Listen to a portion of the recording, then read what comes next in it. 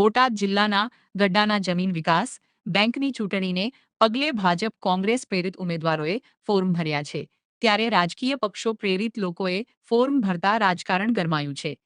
કોંગ્રેસ પ્રેરિત વિરલસિંહ કટારિયા, સુખદેવસિંહ ગોહિલ, રમેશભાઈ ભીલાડિયા અને મહિપાલસિંહ ગોહિલ ફોર્મ ભર્યું હતું, ત્યારે ભાજપ પ્રેરિત પ્રભાતભાઈ બરાડિયા, બાપભાઈ વિરાણી, જસુભાઈ બાખલકિયા અને ભોળાભાઈ ધલવાણિયાએ ઉમેદવારી નોંધાવી છે.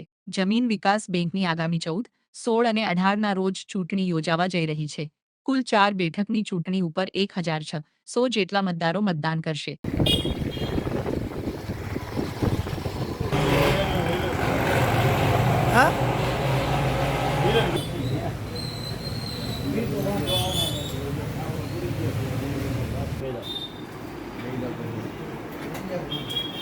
પછી છેલ્લે આમનું લેવાનું છો.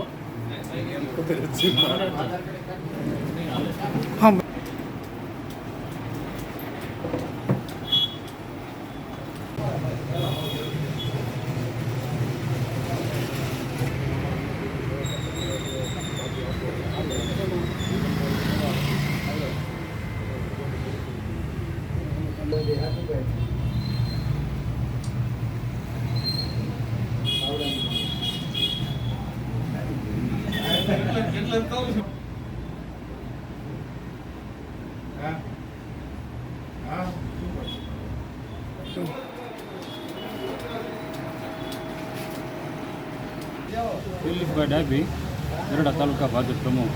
ભાજપ પેરે તો 4 ઉમેદવારે ફોર્મ ભર્યા છે.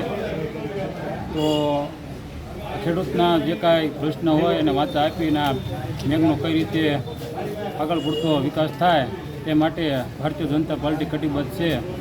અને કદાચ જો ચૂંટણી થાય તો ભારતીય જનતા પાર્ટીના 4 ઉમેદવાર વિજય થશે એવી અમને પૂરેપૂરો વિશ્વાસ છે.